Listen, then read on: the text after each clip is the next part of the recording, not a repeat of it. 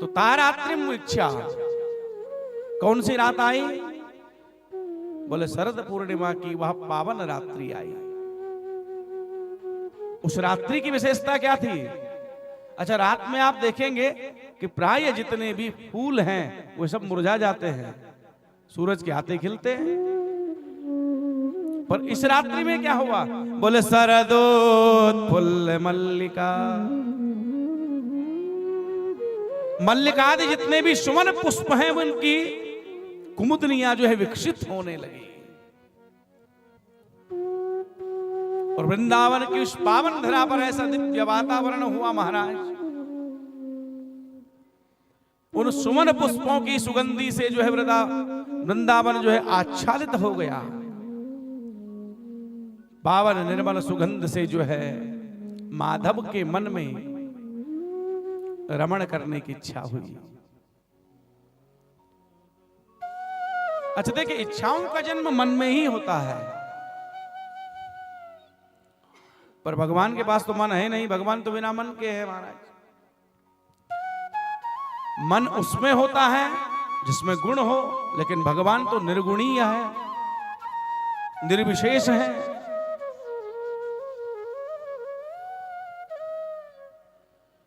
और वेदांत दर्शन कहता है, वेदांत दर्शन में भगवान का एक नाम अमना है।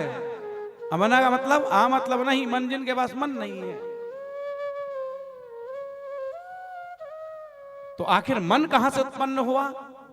तो एक विशेषण का प्रयोग किया, योग मायाम उपाश्रितः। निर्गुण निर्विशेष अमनी परमात्मा ने जो है योग माया के आश्रय को ग्रहण करते हुए मन का सृजन किया, केवल रास के लिए। अच्छा, भी योग माया कौन है भैया? तो युज्यते भगवते श्री कृष्णेनः सह संश्लिष्यते सा योग माया सा राधा ताम उपाश्रिता योग मायाम उपाश्रिता।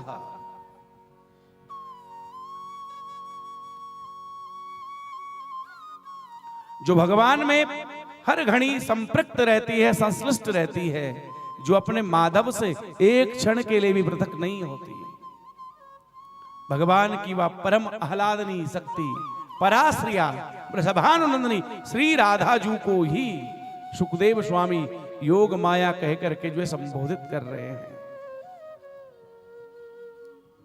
क्योंकि राधा रानी के नाम लेते ही सुखदेव स्वामी की समाधि लग जाती है महाराज, इसलिए अन्य अन्य नाम का स्मरण लेते हुए योग मायाम उपाश्रितः।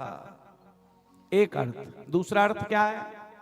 बोले योगाया संयोगाया ताम कृपाम आश्रितः योग मायाम उपाश्रितः।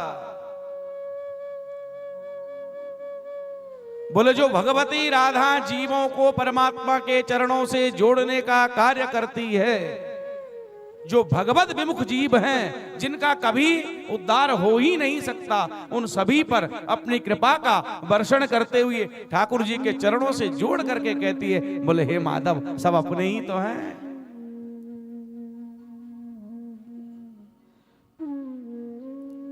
आप इन पर कृपा करें। ऐसे ही भगवान की परम आह्लादनी जो शक्ति है पराश्रिया श्री राधा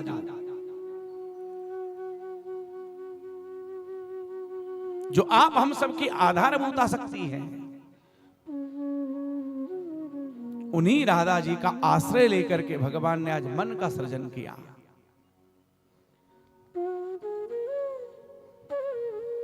अच्छा देखिए, राधा शब्द का अर्थ ही होता है आधार,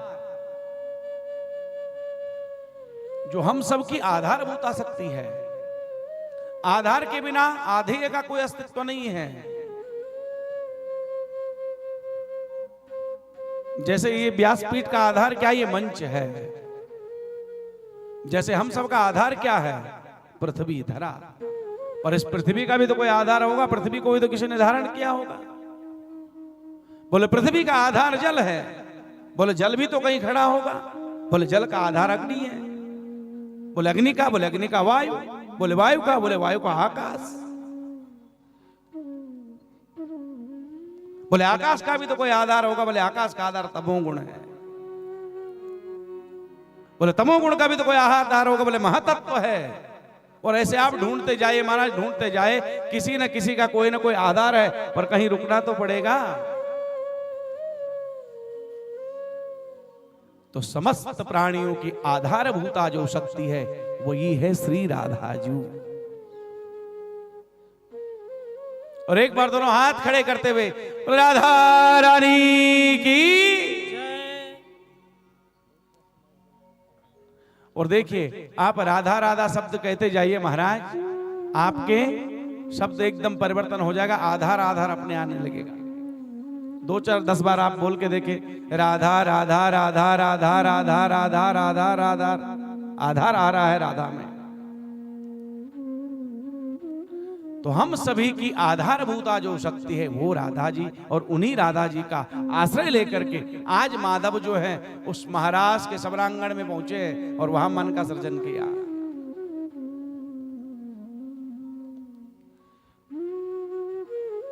और देखिए राधा और कृष्ण जो है कहने में अलग अलग लगते हैं। हम कह देते राधा जी हैं, कृष्ण जी हैं, कृष्ण जी हैं, राधा जी हैं, पर शास्त्र कहते हैं कि राधा कृष्ण एक ही, अलग नहीं है। कैसे? तो गिरावरत जल बीच सम, कहियत भेन न भेन, कहियत भेन न भेन। अच्छा हम लोग क्या कहते हैं बोलचाल में, बोले भैया इस शब्द का अर्थ क्या है? तो क्या शब्द अलग रहता है और अर्थ अलग रहता है? शब्द में ही शब्द का अर्थ निहित रहता है।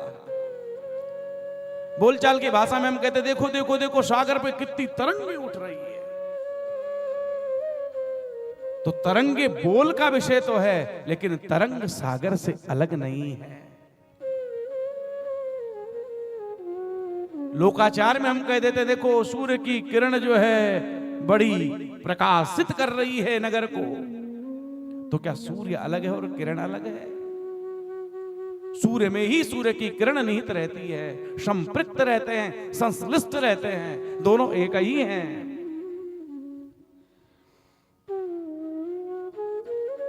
पहाड़ों में आकर के कई बार हम कहते देखो जल का झरना बह रहा है।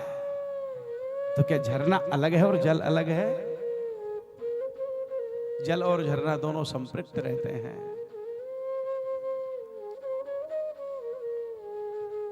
पूर्णिमा के दिन चंद्रमा उदित होकर के जब आता है तो बालक यही कहते हैं, बोले मैया चंद्रमा की चांदनी ना बहुत चमक रही है। तो क्या चंद्रमा अलग है और चांदनी अलग है? न चंद्रमा अलग है न चांदनी अलग है। जिस प्रकार सूर्य से सूर्य की किरण, सागर में उठने वाली सागर की तरंग, चंद्रमा से चंद्रमा की वह चांदनी, दूध में दूध की जो सफेदी है जिस प्रकार वो अलग नहीं है, ठीक उसी प्रकार राधा और कृष्ण दोनों एक ही, अलग नहीं है। तब भगवान सुखदेव कहते हैं एक ज्योतिर भवेर द्वेधा राधा माधव रूपकम। बोले राधा और कृष्ण जो है एक ही है, ब्रह्म की एक ज्योति दो रूपों में परिणित होकर के आई है। और ध्यान से आप सुनेंगे तो मैं और विषय को और गहरे ले जाऊंगा महाराज। ये राधा और माधव क्या है?